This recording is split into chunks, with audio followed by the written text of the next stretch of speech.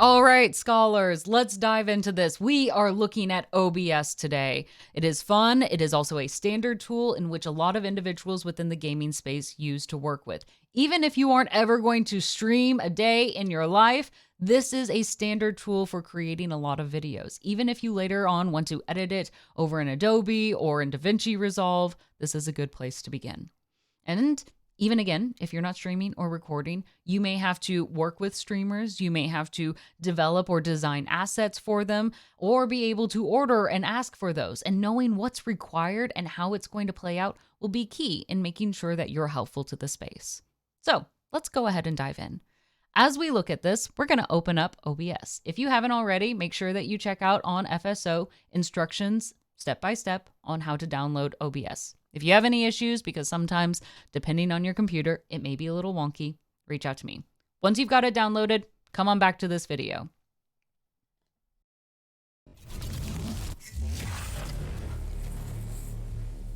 All right, so here we are. We're looking at OBS. It is unexciting to begin with. Nothing's here. It's very plain. Fantastic. That's where we want to begin. Now, depending on your update or your latest version of OBS, it might look a little different. Some of you might be a bit experienced at this point and could already have some plugins downloaded. No worries. Fantastic. If you've got that, good. Very happy for you. If not, that's okay. We're starting here at ground zero to make sure that we are ready to build off of a good foundation. So, as we hop in, we have OBS. The scenes at the bottom, our sources, our audio mixer, scene transitions, all of that fun stuff. But where we want to actually start is on the far side on the controls with settings. So we're going to click over at settings here. There's a lot of things that are set up like English. Yes, awesome. But we want to click on our stream just to see. This would be options if you ever wanted to do any live streaming. We're not worried about that right now. But then we're going to go down to output. Here's an important thing to note. Oftentimes, this will default to a particular bitrate output. You want to set this at not at 2,500. That is very minimal. For Twitch, YouTube, standard recording, go between 5,000 to 6,000. So for me, I will be updating mine to 6,000. I want the highest quality to make sure that it is as smooth and a seamless experience as possible. I'm happy with that bitrate that we've got going on. As few notes to have here, I want to also note the hardware. If you are on a Mac, it will probably default to software. That's perfectly fine. But if you have a graphics card, you will want to make sure that it is noted for hardware instead. And make sure you choose the correct card then to make sure you get the quality that you've paid for to have involved with this. All right, so we've got that in there. We've got our hardware noted. Unless you're on a Mac, it might default to software. Perfectly fine. You can use that as well. And that will be excellent to make sure that's updated. See, software, hardware, we're sticking with hardware on this case. You shouldn't have too many options here. Some of you, again, will have no option. Makes things easier. The other thing we want to update is the recording format, right? Instead of MKV, we actually want to click down and we want to save it as MP4. This will be important in case anything ever crashes. It will save at least what has already been done. You won't lose everything at this point. So MP4, click apply, and then press OK at this point. All right, now we get to dive into the fun things of creating. So it already gives us a default scene. That's nice. We're going to go ahead and rename it. This is going to be instead our opening scene. All right, so you can see me struggling with typing here. Opening is a very difficult word.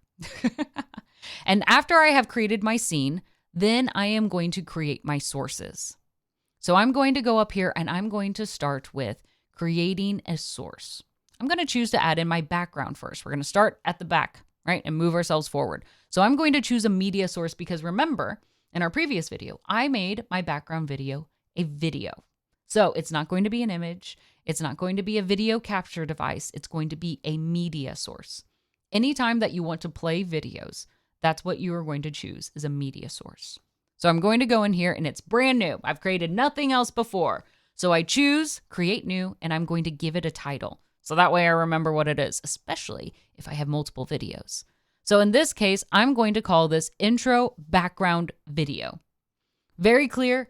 Help yourself out. Give it a descriptive title. And for the sake of this assignment at this point, just label your materials pretty similar to mine. So that way, when you say, what is she talking about again? You have a better idea. So we've created it. I'm going to press OK. And then all I have to do is go to Browse. And I just get to choose my video. Now, I've hidden mine in a particular spot under OBS tutorial, so that way it's clearly labeled. And I only have one video, so I select it. Here's the important thing. If you ever move these files to other locations, it will confuse OBS and they will lose them. So you will need to reconnect it, go back into Browse, and choose that so that way it knows where to find this on your computer. So if you save it on your desktop and eventually move it off of your desktop into a file folder somewhere else, OBS will be confused. If you get that problem, that's where we went wrong. So put it in a place where you can find it and you will plan to keep it and then bring these in for your browser sources. All right, perfect. So I found the video. I'm going to choose to open it. Now we have a couple things in place here. I can choose to slow it down or speed it up. Do note, oftentimes slowing it down will decrease the quality of the video. So it is not often encouraged to slow down the speed as it can be notable depending on the assets that you have. But you can test it out, see what it looks like in play. So I'm going to press OK and boom, there it is in its full beauty. And I'm happy with how it turned out. And I don't mind the streakiness so much of how the colors are. That works for my style. Now, notice when it ends, it just stops. And that's perfectly fine as well.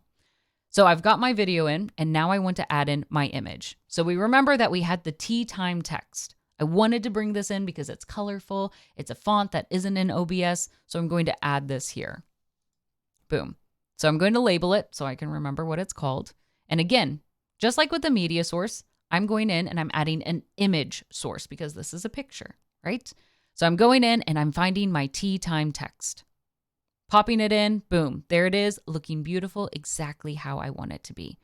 And then I go and I press OK to approve it. Now I've got in both my background and I've got my text. And if I press play, now I can see it in action. Wonderful. I love it. It's exactly what I was looking for here. Now notice when it stops, all black. So I can go under my media source, go to properties, and I'm clicking to loop it. So that way when it ends, it starts back over. But this is an important thing to consider. For me, I don't want my intros to be very long, but if they're just going to be ongoing, let's say I don't know exactly when I'm going to get back to my seat, or I just want it to continue to play and I don't want it to feel like, oh, we're starting over. Oh, we're starting over again, which can be irritating to audiences. That's when you want to make sure that you make a video that loops seamlessly originally.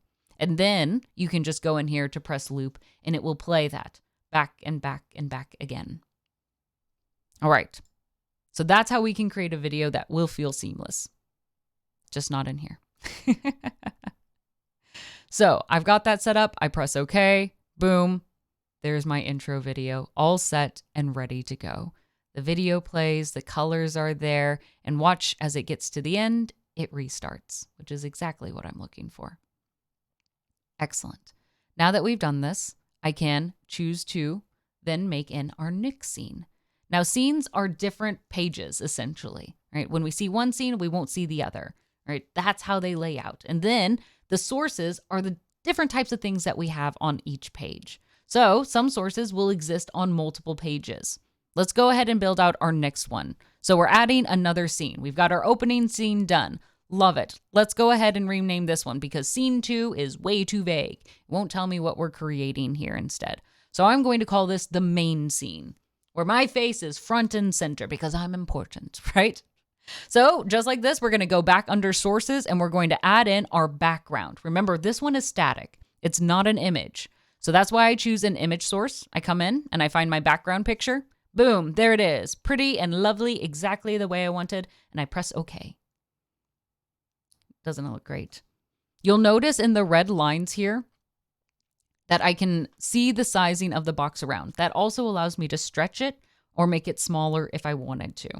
So remember, anything that you can create, you can adjust it a little bit in sense of size and movement or placement in OBS. I just created everything how I wanted it in Canva, so it's easy to plug and play. So now we're going to add in our sixth one, which is my next one. Sorry, our next image source, which is my name. Those are those Chinese characters that we want to plug in. Just like with our background, I'm going under image file and I'm going to choose browse and I click it. Boom, done. That's exactly where I want it to be, so I don't have to move it and I don't have to stretch it. Then we're going to do this again, a third time, another image. Perfect. Now I'm going to bring in the bamboo. Same image source, browse, pull it in, land it in there, done. Exactly what we were looking for. Now I've started building out my scene. We have one last thing to add, and that is our face. The actual camera where we get to appear on here, or perhaps bring in a different camera source. Maybe it's not us, but we're pulling in from a third camera, not the one on our laptop, right? Or somewhere else. Maybe we're pulling it in from a Zoom camera or a Ping camera or Twitch or somewhere else on this end. Perfectly fine. So on this end, if it's a camera that we want to bring, I'm going to have us do something called a camera nest. So this is a little different. What we are going to do is hop back over under scenes, and we're going to create our camera. One for our main face, right? So the camera nest. The reason why we're doing this as a nest instead of a source is because our camera, our face, is going to be on multiple scenes, but I don't always want to have to change it. If I change it on one, I want it to automatically apply to all the other scenes. So if I have to change my camera source, I don't have to do it on all of the scenes. If I end up doing 2 or 3 or 4 other scenes, it automatically applies it. Or if I want it to be black and white, or I want to adjust the filters on it, or need a chroma key out the background if I've got a green screen up behind me, any of those things. Or even changing the tiger mask. Let's say I get really tired of the tiger look that I've got going on. I don't have to do it by every single scene. Do it one in one scene. So that's why we're doing our camera nest. If you didn't understand that, just follow along. You'll see. So here, what I'm going to do is I'm going to do video capture device. So my camera is connected to this. Sometimes you might have to make sure that your camera is authorized under your settings on your Mac to make sure that it can see it. So check under that to make sure you're good. But when we open that up and I do video capture device, I'm going to do a new one. And this is my main camera that I'm looking at here. I'm going to pull it in. So this is a recording that I've pulled in, and I'm not in my office. As you can tell, this is my office. Very different, but that's where you're going to pull it in. You can see here that it's pulling from my Cam Link 4K instead, right? It's another camera, which now that I look at it is not as great quality for me, but that's also good to note. And I'm going to choose to select that one now. Good. It works. I see myself. If it ever glitches on here, I might just choose to deactivate it and activate it again. So now that I've got my camera, what I need to do next is add an image mask. I want it to be that tiger style. So I won't lie, I was looking for a hot second to remember, but here's the trick. Right click on your new camera that you've added as a source, and a thing called filters will pop up. All right, awesome. I love filters. We're going to click on filters and we're going to add an effect. That's what pops up next. Now I've got a lot of things here that I've uploaded as choices and plugins, but you are going to want to choose one in particular that is noted with masking. So I want you to choose the mask. So you can see I've got a lot of options. None of those are not what I want, but I'm looking for the image mask. I didn't read very well, so I clicked out of it and I'm going to have to do it again. As with anything, read and read again. There it is, image mask. Perfect. And this is going to be my tiger shape. This is what allows us to do weird shapes. Doing squares, easy, we can crop those. But where we've got circles or heart shapes or star shapes, or if I want to look like, I don't know, a dragon, all right? Anything along those lines, a cloud, for example. If I want to be creative behind these spaces, this is where I can come up with it. Think, for example, if you were doing a Mario Party charity stream, it would be great to have all of them in stars because stars are the most important things to have in that game. Much more exciting, small little detail, but it stands out. And it's another way to elevate your OBS experience. All right, so I'm going to apply my tiger face. Boom, awesome. So I've got my alpha mask.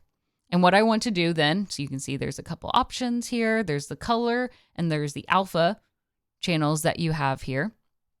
So I'm going to then go under browse and I'm going to pick my tiger mask.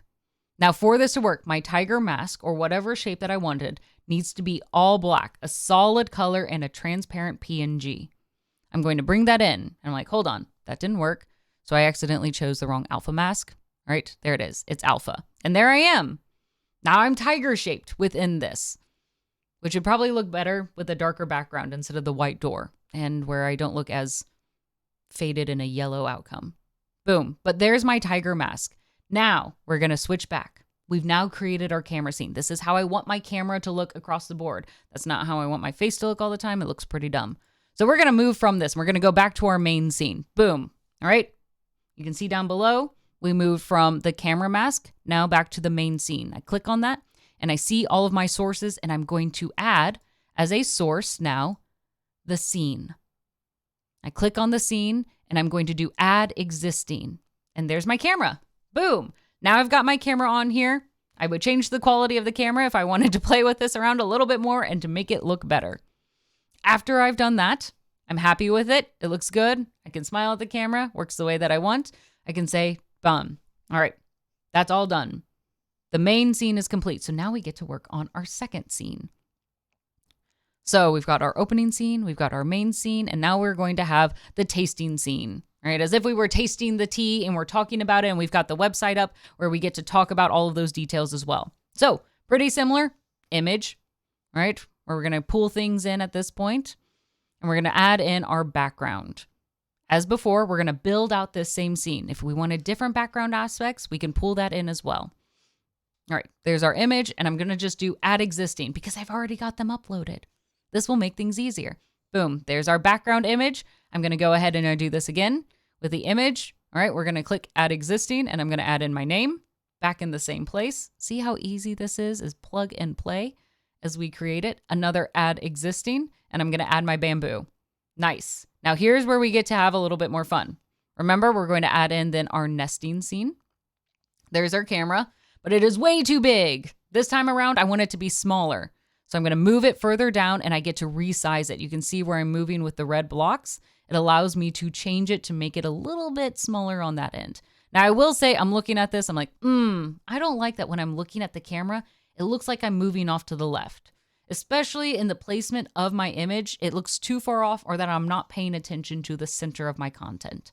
So if I go back under my camera nest, I click and right click in particular on my camera source that I have, you'll see a couple of options pop up. And I want you to go in and I want you to click on the word transform. So you'll scroll up. There's transform. Perfect. And I'm going to choose to flip it horizontal. So that way I'm looking into the screen instead of off screen. This is a small little switch, but it's very important. If you're ever talking on a panel and it's digital and you've got two people looking at the opposite sides, it's not going to look like a conversation. You will need to flip their cameras to make sure that they look like they're looking inwards. So boom, I didn't have to actually change my camera or the angle. I just go into transform. There it is. And I'm happy with it. And because I did in the camera nest, let's look at that again. I've moved too far back. Apologies. All right. Now that it's there and I changed it under the camera nest, it changes in all the other scenes as well. I don't have to duplicate that work anywhere else. All right, let's say I like my placement. Now I'm going to pull in my video. Now, technically we had the black box for this, but I actually want to showcase how I might pull in part of my screen. So in this case, you can do a lot of different sources. You can pull in from a browser in particular if you wanted to talk about a movie trailer that was going on, or if I want to capture a particular window. So if I were showcasing on my Mozilla or Firefox or Chrome browser, the actual T page that I was looking at, I might choose window capture instead. So I'm going to go to my window capture and I'm going to choose one. Now, I'm going to just choose the one that was already open, which was my files. So you all get to see my files that I have available here. All right, don't want to choose the video capture there. Hold on a second while I select it. So yes, there's the browser as an option. You can see you've got a lot of choices here. Don't feel afraid to ever play around with some of these. But there's my window capture. I'm going to go ahead and select it in a moment. There it is. And I'm going to name it. All right, pretend this was my desktop. And there it is. I'm like, okay, yep, that's a file folder. Let's go ahead and select it. There it is. And I'm going to place it in the position that I want. And then I get to resize it as big or as small that I want as well. So there it is. There's my desktop. But I don't like that it's on top. So notice that again. Quick little rewind on that. All right, we've uploaded it. Press OK. And I'm putting it now in place. But notice that this scene, this desktop video, is now in front of my camera. And I don't want that because I'm important. So I want to make sure that my face is on the front. So we're going to then go down to sources once I have this placed the position that I want it to be in. All right, if I'm happy, you'll notice if I just left click on desktop, hold the button down, and I'm going to drag it down. The order of your sources will indicate what needs to be on top. All right, so I'm going to just bump that down, and there. Now my camera is on top. Maybe I want the bamboo to be on top of everything. You see how that bamboo now pops over and now touches over the frame? I like that. I like that. So by changing the order of my sources, I now change the order in which the video appears. There we go. Beautiful. Now that we've got this scene all in place, my camera and my placement all where I want to, I can move it around a little bit. I might reference the Canva image where I had everything laid out that I had before to make sure it's aligned with the way that I want. And I can mess around with it to make sure it's balanced. To help make sure that it's also center, you'll notice in those red lines that it notes pixels on left and right side and up and down. So that way you can try to make it as centered as possible, if that matters to you. There we go. And I like it there. That kind of works. Perfect, as I say. And if I'm happy with that, awesome. That means that we get to create our final scene. So we're going to go back under the plus sign under scenes right down below, and we're going to click add, and we're going to add in our ending scene. I promise. Now that we got a whole bunch of history behind doing this, it's going to be easy. There's our ending scene. We click that plus sign. Boom. Done. We like it. We're going to add in our background. Remember, that was a video. So now we're going to add in our media source. There it is. Already add existing in, and now we just have to add in our image of our text. And this one's going to be new. So it's going to say good night. We press OK. We find the browser source. There it is. That says good night. And I open it and I place it in and I press OK. So anytime that I want to go through and see any of my scenes, all I have to do is go under my scenes down below and I can click on them and they will activate for me. And I can change scenes as I go along. When I want to be on camera or if I want to switch, all of that is easy peasy. Now, to note, on top of this, once we've created our scenes, we're going to talk about in our next video, how to make them move and transition. How do we make it all feel fluid and top tier and the best of our ability? So I'll see you over in that video next.